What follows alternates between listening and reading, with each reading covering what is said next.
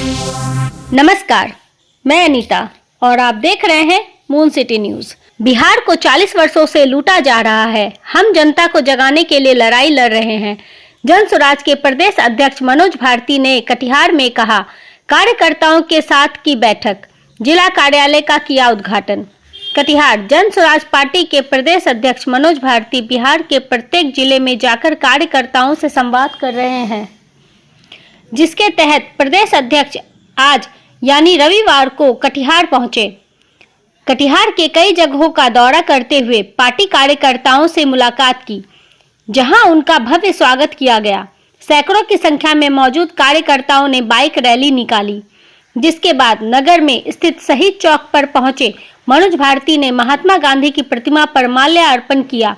तत्पश्चात अंबेडकर चौक पहुंचकर बाबा साहेब भीमराव अंबेडकर की प्रतिमा पर माल्यार्पण किया। कटिहार में जन स्वराज जिला कार्यालय का प्रदेश अध्यक्ष ने किया उद्घाटन।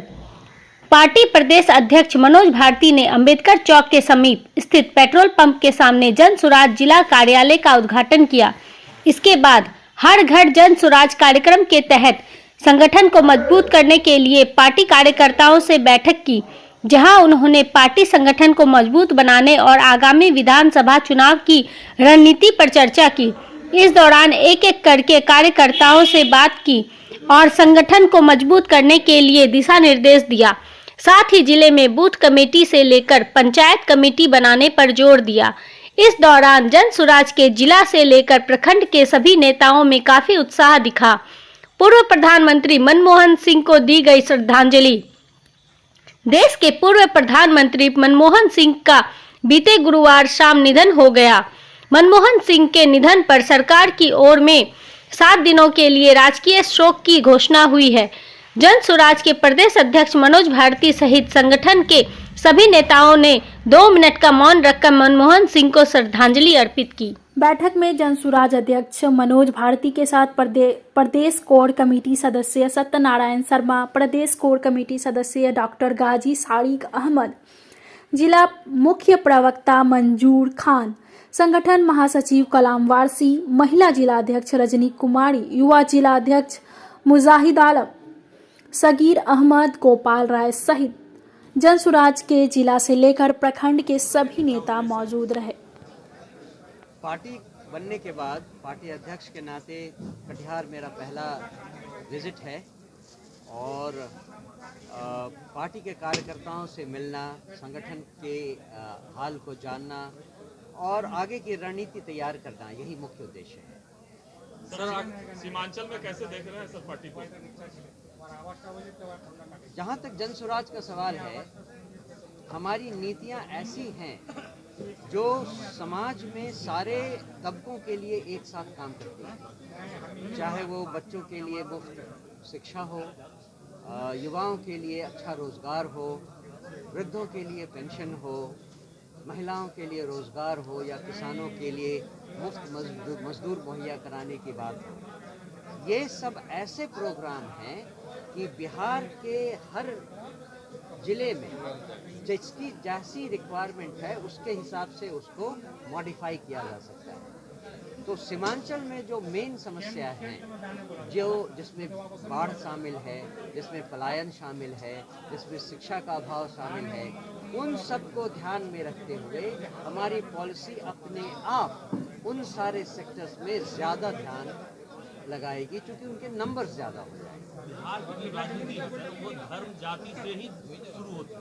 कैसे अपने आप को स्थापित कीजिएगा? आप जगह तो रहे हैं जी। बिहार में ही क्यों, भारत के हर राज्य में जाति समीकरण होता है, लेकिन बिहार में अनफॉर्चुनेटली पिछले 40 सालों में जाति और धर्म को लेकर जिस तरह की घटिया राजनीति की गई है, उसके कारण ये एक पॉलिटिकल टूल हो गया है राजनीतिक दलों को अपनी रोटी सेकने के लिए।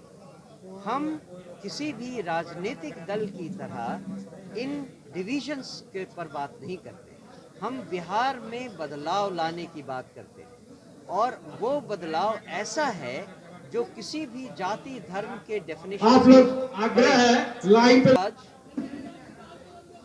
की पूरी व्यवस्था इस बात पे लगी है कि बिहार में विकास जो रुका हुआ है, जो बदलाव आना चाहिए, वो बदलाव कैसे आए।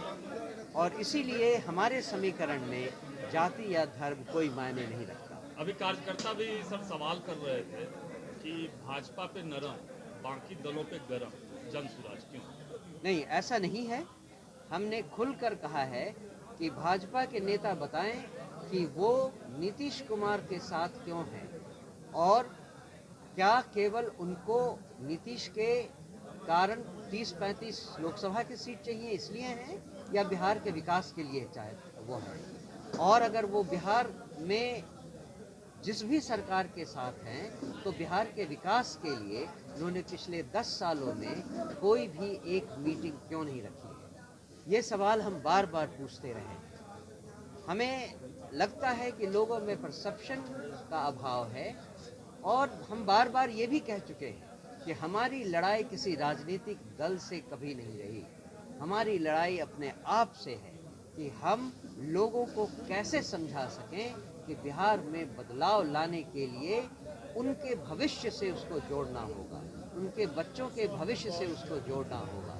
और बिहार में बदलाव तभी आ सकता है जब वो उन सारी पार्टियों को छोड़कर एक नया विकल्प मांगे, एक नया विकल्प खोजें। वो विकल्प उनके सामने जनसुराज का ही है। चर्चा में ये भी है कि कई देशों में आप सब राजदूत रहे हैं, अब जैसे बिहार राजनीति में उतरे, कितना बदला है सर, आप जिंदगी में कितना बदलाव आ गया आपका, और अब यहाँ बिहार के लोग कैसे दिख रहे हैं, विदेशों में आप रहे हैं? मेरी अपनी ज़िंदगी में जो बदलाव आया है उसके लिए मैं एक तरह से ट्रेनिंग ले चुका हूँ। कैसे? विदेश सेवा में रहने के कारण हर 3 साल में हम एक नए देश में जाते हैं, और नए देश में जाने के साथ ही हमको एक नई चीज़ पढ़नी पड़ती है। पूरा देश, उसका population, geography, history, politics, economics, सब कुछ देखकर उसको जानना पड़ता है जल्दी से, जिससे कि फिर हम भारत सरकार की नीतियों के साथ अपना काम कर सकें। ठीक यही काम यहाँ हुआ है।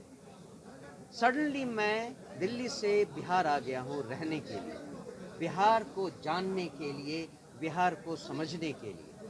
तो इस काम के लिए मुझे ट्रेन किया जा चुका है, और मैं बिहारी होने के नाते बिहार को पहले से जो जानता था उसमें अपने ज्ञान को बढ़ा रहा हूँ। लोगों को जानकर, उसकी स्थिति को जानकर, इकोनॉमिक्स को जानकर, उसकी ज्योग्राफी को जानकर, नदियों के बारे में जानकर, तटबंधों के बारे में जानकर, गरीबी के बारे में जानकर, तो ये मेरे लिए एक बहुत आसान ट्रांजिशन रहा है।